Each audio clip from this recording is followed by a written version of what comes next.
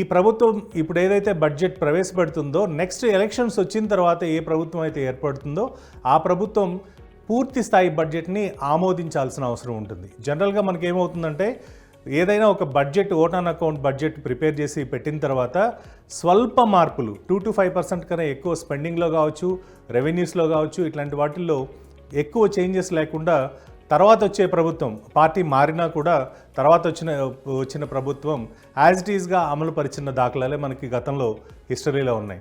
So ఈ budget ప్రవేశపెట్టి ఈ 2-3 నెలల్లో ఏవైతే ఖర్చులు వీటన్నిటి గురించి ఈ 2 నెలలు ఎస్పెషల్లీ ఫిబ్రవరి అండ్ మార్చి 31వ తారీఖు వరకు ఏవైతే నిర్ణయాలు తీసుకుంటారో ఈ నిర్ణయాలు ఎలక్షన్స్ అయిన తర్వాత సేమ్ ఇప్పుడు ప్రజెంట్ చేసిన బడ్జెట్ ఆమోదం కనుక చెందితే రెండు పార్లమెంట్ హౌసెస్లో ఆమోదం, రాజ్యసభ కావచ్చు, లోక్సభ కావచ్చు, వీటిల్లో ఆమోదం పొందితే నెక్స్ట్ గవర్నమెంట్ ఫామ్ అయిన తర్వాత పూర్తి స్థాయి బడ్జెట్ని ప్రవేశపెట్టినప్పుడు కూడా ఈ ఏదైతే మనం ఎల్లుండి ప్రవేశపెడుతున్నారో ఆ బడ్జెట్లో చేంజెస్ చూసే అవకాశాలు చాలా తక్కువనే అనుకోవాలి. ఎందుకంటే గతంలో చాలా వరకు కూడా మనకి ఓట్ ఆన్ అకౌంట్ బడ్జెట్స్ ఏవైతే ఉంటాయో వాటినే ఫుల్ ఫ్లెడ్జెడ్ బడ్జెట్స్గా కూడా అనౌన్స్ చేయడం జరిగింది.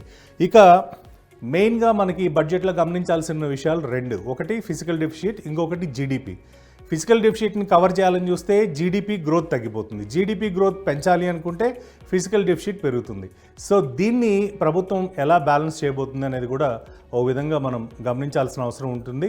కాకపోతే ప్రభుత్వం దగ్గర ఉన్న ఆదాయ వనరులు ఏవైతే ఉన్నాయో కార్పొరేట్ ట్యాక్స్ కావచ్చు, జిఎస్టీ కావచ్చు, ఈ కలెక్షన్స్ అన్నీ రికార్డు స్థాయిలో పెరుగుతున్నాయి. కాబట్టి ప్రభుత్వానికి ఈ బడ్జెట్ని ప్రవేశపెట్టడానికి మేజర్గా అడ్డంకులు అయితే మనకి ఏమీ కనిపించడం లేదు.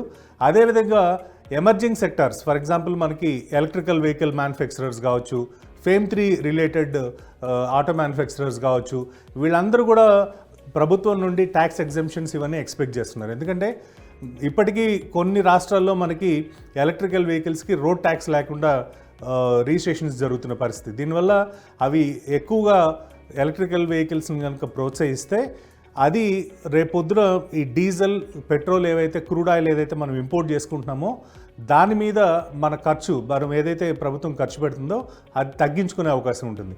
అది తగ్గడం వల్ల మనకి ఫారెక్స్ నిల్వలు పెరుగుతాయి, అదేవిధంగా ఫిజికల్ డెఫిసిట్ తగ్గుతుంది.